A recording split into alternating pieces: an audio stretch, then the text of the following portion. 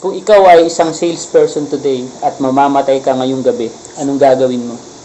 'Di ba? So ako, ang gagawin ko, ibibigay ko yung galing ko ngayong araw na to kasi mamamatay ako mamayang gabi.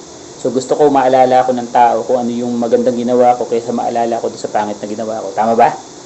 Yun yung point, 'di ba?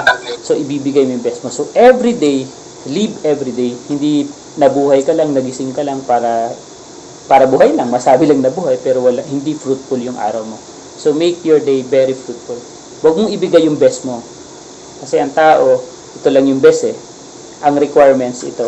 So kung gusto mo mag-success sa buhay, ibigay mo yung requirements. Ito yung requirements, ito yung ibigay mo. So ibig sabihin, kung nasa tinatawag kang rock bottom, nasa pinakababa ka, bago mo mahabol yung best mo, kailangan mag-double effort ka. Kasi para malampasan mo yung requirements. So sa ngayon, ang requirements is ganito, so yun ang ibigay mo.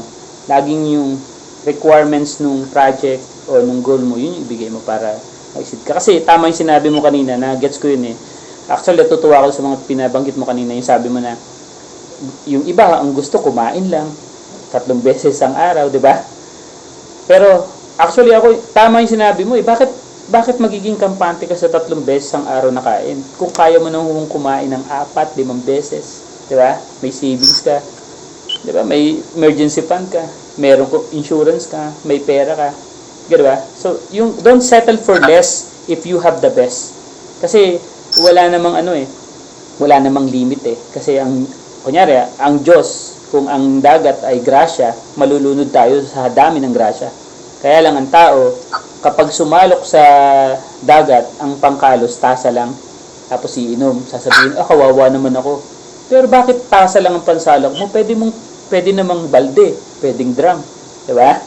So, nasa atin yan. Ang pera kasi, lumilipat lang yan sa mga taong naniniwala.